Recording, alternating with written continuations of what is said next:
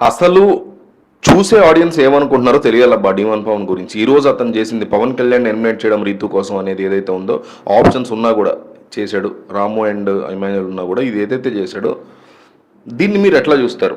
కరెక్టే చేశాడు, చాలా పెద్ద తప్పు చేశాడు. ఈ రెండిట్లో ఒకటి కామెంట్ చేయండి. బిగ్ బాస్ ని చూసే ఆడియన్స్ ఏమనుకుంటున్నారో డీమన్ పవన్ తెలియాలి. డీమన్ పవన్ పిఆర్ టీమ్ కి కామెంట్లు చూపిస్తున్నా నేను, క్వశ్చనే లేదు, వాళ్ళు పక్కా చూస్తారు, నేను ఇస్తున్నా మీకు మాట. సో జనం ఏమనుకుంటున్నారు డీమన్ పవన్ యొక్క డెసిషన్ గురించి అని డీమన్ పవన్ పిఆర్ టీం చూసేలాగా నేను చేస్తా. మిస్ అవ్వకుండా కామెంట్ చేయండి. ఈరోజు వీడియో స్టార్టింగ్ లో, అంటే ఈరోజు ఎపిసోడ్ స్టార్టింగ్ లో సంజన మళ్ళీ నాటీగా చేసేటువంటి ప్రయత్నాలు చేసింది. ఏవైతే గుడ్లు ఉంటాయో లంచ్ టైంలో చేసుకున్న గుడ్లు, ఆ గుడ్లు అన్నీ కూడా స్టోర్ రూమ్లో తీసిపోయి మహాతల్లి 7 గుడ్లు తినిందిరా వరస పెట్టి.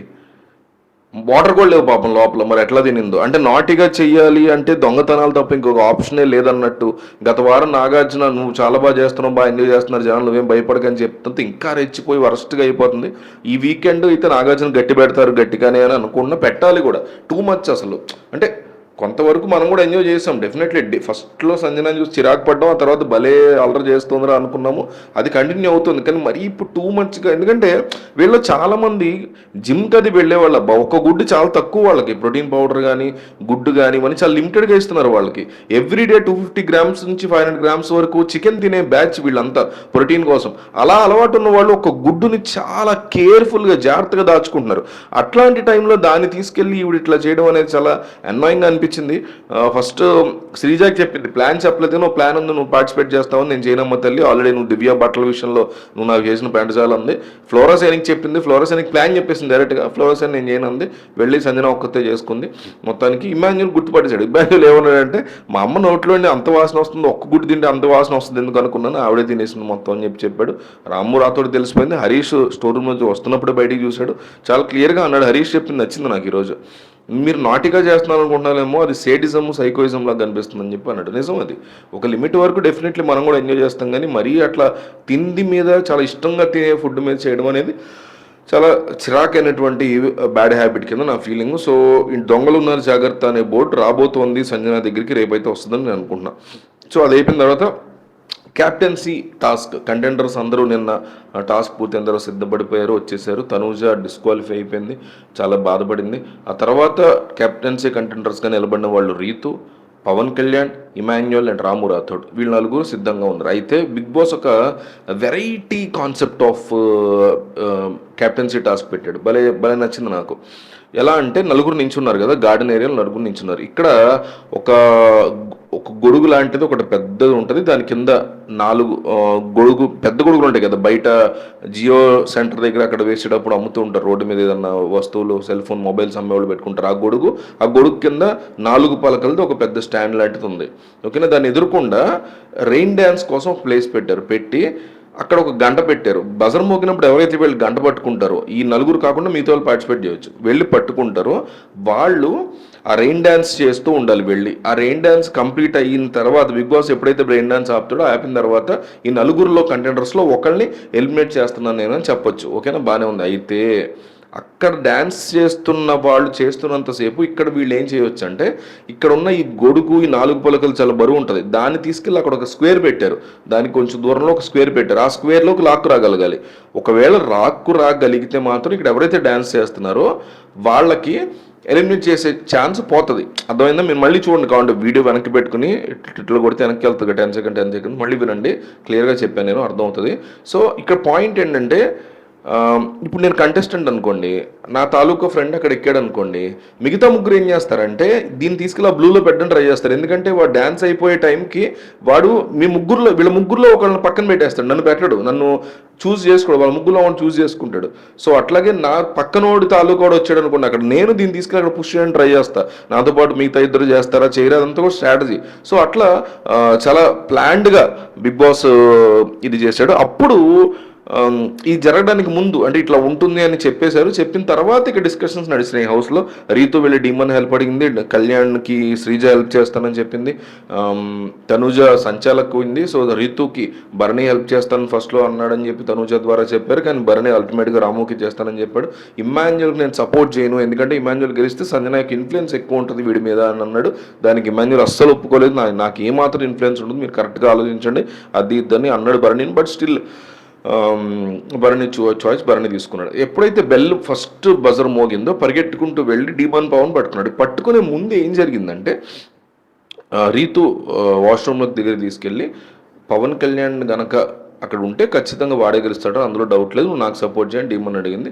డీమన్ కూడా నా ఫస్ట్ ప్రయారిటీ, నా ఫస్ట్ చాయిస్ నువ్వే అని చెప్పాడు. శ్రీజ ఏం చేసింది, పవన్ కళ్యాణ్ దగ్గర నేను నేనే సపోర్ట్ చేస్తాను, బ్రదర్ లాగా ఫీల్ అవుతుంది కూడా అన్నారు. అయితే కరెక్ట్గా బజర్ మోడల్కి కొద్దిసేపటి ముందు చెవులోకి వచ్చి డీమన్ పవన్ చెవులోకి రీతు ఏం చెప్పిందంటే పవన్ కళ్యాణ్ ఉంటే నేను గెలిచే పరిస్థితి లేదని చెప్పింది. అప్పుడు ఏం చేయాలి, డీమన్ పవన్ పట్టుకున్నాడు కదా, ఫస్ట్ వెళ్ళి డ్యాన్స్ చేస్తున్నాడు కదా, డ్యాన్స్ చేసిన తర్వాత ఎవరి పేరు చెప్పాలి, పవన్ కళ్యాణ్ తీయకుండా ఇమ్మాన్యువల్ పేరు రాము రాథోడ్ పేరో చెప్పాలి. కానీ మెంటల్ గాడ్లాగా వెళ్ళి, ఒక సైకోలాగా వెళ్ళి, ఒక చిచ్చి గలీజ్ అనిపించేలాగా వెళ్ళి పవన్ కళ్యాణ్ పేరు చెప్పాడు. బెస్ట్ ఫ్రెండ్ బ్రదర్గా చూస్తున్నటువంటి పవన్ కళ్యాణ్ ఒకటి ఇక్కడ ఫస్ట్ నుంచి హౌస్లో డీమన్ పవన్కి హెల్ప్ చేస్తూ డీమన్ పవన్ 2 సార్లు కెప్టెన్ అవడానికి one of the major factor అయినటువంటి ఫ్రెండ్ అండ్ బ్రదర్ ఒకటి. రెండో థింగ్ ఏంటంటే ఈ టాస్క్లో మీకు మొన్నటి వరకు కెప్టెన్సీ కంటెండర్ అయినా, రెడ్ టీంని అన్నిసార్లు గెలిపించినా, బాల్స్ వచ్చినటువంటి టాస్క్ అయినా, హిపోపోటమస్లోకి బాల్స్ తీసుకెళ్లి వేసే టాస్క్ అయినా, అన్నిట్లో కూడా ఎక్సలెంట్గా పెర్ఫామ్ చేసిన పవన్ కళ్యాణ్ని ఫస్ట్ రౌండ్లోనే డీమన్ పవనే పక్కకి తీసేయడం అనేది చాలా బ్యాడ్ అయింది. ఇది తీవ్రమైనటువంటి మిస్కమ్యూనికేషన్ కంటే కూడా డీమన్ పవన్ యొక్క ట్రూ కలర్స్ బయటపడ్డాయన్నట్టు నాకు అనిపించింది. ఏమైందంటే శ్రీజ ఏం చెప్పిందంటే వెళ్ళడానికి ముందు నేనైతే వెళితే మాత్రం పవన్ కళ్యాణ్ అండ్ తను రీతు కనుక మిగిలితే ఖచ్చితంగా రీతుని తీసేస్తాను రా అని చెప్పింది డీమన్ పవన్తో. డీమన్ పవన్ ఏం అర్థం చేసుకున్నాడు, నలుగురు ఉన్నప్పుడు శ్రీజ కనుక దొరికితే శ్రీజ ఫస్ట్ రీతుని తీసేస్తుందని ఫిక్స్ అయిపోయాడు మెంటల్ గడ్ అలా ఫిక్స్ అయిపోయి ఏం చేశాడు, శ్రీజాగా అందకుండా ఫస్ట్ ఇతనే వెళ్ళి బెల్ కొట్టేశాడు. వచ్చింది ఆప్షను వాళ్ళిద్దరిలో ఒకళ్ళు తీయాలి కదా, ఎవరిద్దరిలో రాము రాథోడు ఇమాన్యుల్ కూడా తీసుకోవచ్చు వీళ్ళిద్దరిని టచ్ చేయకుండా. కానీ ఏమనుకున్నాడు, అమ్ము శ్రీజ నెక్స్ట్ కనుక పట్టుకుని ఇంకొకసారి కొట్టాలి, ఇంకోసారి కొట్టలేరు. సో శ్రీజ కనుక నెక్స్ట్ వచ్చి కొట్టింది అంటే తను శ్రీతుని తీసేస్తుంది. కాబట్టి ముందే నేను పవన్ కళ్యాణ్ తీసేయాలని ఏమాత్రం ఆలోచించకుండా, బుర్రలో గుజ్జు ఉపయోగించకుండా, కొంచెం కూడా ఇక్కడ మెదడు అని ఒక పదార్థం ఉంటుందని దాంట్లో ఇట్లా అనుకుంటే అన్న ఏమన్నా పని చేస్తుంది, ఇట్లా కొట్టుకుంటే అన్న ఇట్లా అంటే ఏమైనా సౌండ్ వస్తుందేమో అని కూడా ఆలోచించకుండా బ్లైండ్గా వెళ్ళి బెస్ట్ ఫ్రెండ్ అయిన పవన్ కళ్యాణ్ రీతు కోసం తీసాడు. రీతు కోసం పవన్ కళ్యాణ్ తీయడాన్ని నేను తప్పట్లా, అతని దగ్గర 4 ఆప్షన్స్ ఉన్నారు, ఇంకా 2 ఆప్షన్స్ ఉన్నాయి, మొత్తం 4 ఆప్షన్స్లో 2 ఉన్నాయి. వీళ్ళిద్దరు కాకుండానే 2 ఉన్నారు. ఇమాన్యుల్ తీసేయచ్చు, ఇమాన్యుల్ ఆల్రెడీ కెప్టెన్ అయ్యాడు శుభ్రంగా, ఎవరో తీసేసారు ఇమాన్యువల్ని, శ్రీజ అనుకుంటా. సో అట్లా తీసేయచ్చు, ఆ రీజన్ చెప్పి ఇదివరకు కెప్టెన్ అయ్యాడు, నిలబెట్టుకోలేదు, సంజన కోసం మళ్ళీ కెప్టెన్సీ వదిలేసుకున్నాడు. సో అట్లా చెప్పి తీసేయచ్చు, రాము రాథోడ్ తీసేయచ్చు, వీక్ అని కూడా చెప్పి. అలా కాకుండా నేరుగా పవన్ కళ్యాణ్ తీసేసాడు. చాలా బాధేసింది పవన్ కళ్యాణ్, నాకు కూడా చాలా బాధేసింది. పవన్ కళ్యాణ్ పెద్ద సపోర్టర్ ఏం కాదు, కానీ అట్లా అన్యాయం జరిగింది అనేసరికి అతనికి నాకు బాధేసింది. ఆ తర్వాత శ్రీజ అనుకుంటా పట్టుకుంది, శ్రీజ పట్టుకుని శ్రీజ డ్యాన్స్ చేసింది. శ్రీజ డ్యాన్స్ కంప్లీట్ అయిన తర్వాత శ్రీజ చాలా క్లియర్గా చెప్పింది, నేను పవన్ కళ్యాణ్ ఫస్ట్ నుంచి సపోర్ట్ చేయాలనుకున్నాను, కానీ ఇక్కడ పవన్ కళ్యాణ్ డీమన్ పవన్ తీస్తాడు కాబట్టి వాడు అలా చేశాడనే కోపంతో నేను ఇప్పుడు రీతుని తీయలేను, సో నేను ఇమాన్యుల్ తీసేస్తున్నాను, ఇమాన్యుల్ రెండోసారి కెప్టెన్ అయ్యాడు కదా అనేసి చెప్పి ఇమాన్యుల్ని పక్కన పెట్టేసింది శ్రీజ. ఇమాన్యుల్ కూడా కోపం వచ్చి కూర్చొని బూట్లు ఇస్తాడు, అలా హడావుడు చేశాడు. డీమన్ పవన్ యొక్క మిస్కమ్యూనికేషన్ అర్థం చేసుకోవాలనుకుంటాను అని అర్థమైంది. 3వసారి వెళ్ళి ఈసారి పట్టుకున్నాడు, భరణి పట్టుకున్నాడు. ఇప్పుడు రీతు వర్సెస్ రాము నడుస్తుంది. రీతు వర్సెస్ రాము గురించి మాట్లాడుకోవాలంటే టగ్ ఆఫ్ వార్ అంటే ఎట్లా ఉంటుంది, పోటీ అంటే ఎట్లా ఉంటుందని బాగా చూపించారు. ఓ పక్క నుంచి రాము రాథోడ్ అది వెనక్కి తీసుకోవడానికి ఎక్కిందేమో భరణి కదా, భరణి ఆబ్వియస్లీ ఇప్పుడు రీతుని ఎలిమినేట్ చేసి రాముని కెప్టెన్ చేయబోతున్నాడు. సో అందుకని ఇందాక ఏదైతే నేను చెప్పానో పలక లాంటిది పెద్దది బోర్డు లాంటిది ఉందో, స్టాండ్ లాంటిది, దాని మీద ఉన్నటువంటి గొడుగు ఇవన్నీ తీసుకెళ్ళి ఆ బ్లూ దాంట్లో పెట్టాలని రీతు ప్రయత్నం, ఆ పనులను రాము ప్రయత్నం. ఇద్దరు కూడా చాలా బాగా ఆడారు. రీతు రాము రాథోడ్ కంటే ఒక 2 టైమ్స్ ఎక్సలెంట్గా ప్లే చేసిందని చెప్పొచ్చు. అంటే ఒక స్ట్రాటజీ మిస్ అయింది, తను ఇటువైపు తిప్పి లాగేసుకుని ఉంటే రాము రాథోడ్ చూడండి మీరు, రీతు ఇక్కడ దాకా తీసుకొచ్చి వెనక్కి ఈజీగా తీసుకెళ్ళిపోతాడు. అదే తను రీతు ముందే అట్లా తిప్పేసుకుని ఇటు నుంచి లాగేసుకుంటే రాము రాథోడ్ వల్ల కాదు, రాము రాథోడ్ కంటే రీతువే బలవంతురాలు. చాలా ఈజీగా చూస్తే ఆ వీడియో తెలిసిపోద్ది మీకు. అయినా కానీ స్ట్రాటజీ వాడకపోవడం వల్ల అట్లా చేసిన రాము స్ట్రాటజీ వాడి వెనక్కి తీసుకెళ్ళిపోయాడు. జస్ట్ గెలిచేస్తోంది రీతు అనుకునే టైంలో లాక్కెళ్ళిపోయాడు. ఏమవుద్దంటే రీతు తీసుకొచ్చి అక్కడ పెడితే భరణి సెలెక్ట్ చేసుకున్న ఆప్షన్ పోతాడు, భరణి వెళ్ళిపోతాడు. ఈసారి భరణికి మళ్ళీ గంట కొట్టే ఛాన్స్ ఉండదు, మిగిలిన వాళ్ళు ఎవరో కొడతారు, రీతుని గెలిపించేస్తారు. సో అట్లా జరిగి ఉండేది రీతుకి. బట్ స్టిల్ లాస్ట్ లాస్ట్ మూమెంట్లో రాము చాలా తెలివిగా స్ట్రాటజీతో తీసుకెళ్ళిపోయాడు, ఎక్సలెంట్గా ప్లే చేశాడు. రాము కూడా చాలా మంచి ఫైట్ ఇచ్చాడు.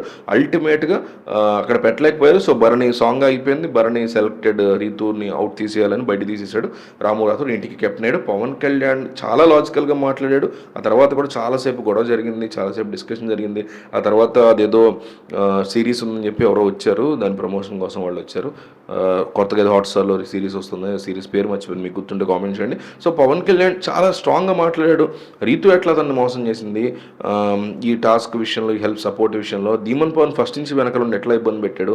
శ్రీజ అండ్ డీమన్ పవన్ మాత్రమే ఇంట్లో నేను స్ట్రాంగ్ అని నమ్ముకున్నాను, బట్ నన్ను కూడా దెబ్బతీస్తాను. తనుజ కూడా వచ్చి అతన్ని హెల్ప్ చేసింది, కన్సల్టెంట్ ట్రై చేసింది. చాలా బాధేసే అంశం అది, అతను మనం తప్పడానికి లేదు. డెఫినెట్లీ ఈ అంశంలో ఎవరైనా సరే డీమన్ పవన్ని చిచ్చి గలీజ్ అని అనుకుంటారు, అందులో డౌట్ లేదు. అంత వరస్ట్గా ఈరోజు అతను థింగ్స్ని అర్థం చేసుకోలేక పవన్ కళ్యాణ్ చాలా దారుణమైన దెబ్బ కొట్టాడని నాకైతే అనిపించింది. మీకేమనిపించింది ఎపిసోడ్ తర్వాత ఏంటనేది కామెంట్ చేయండి.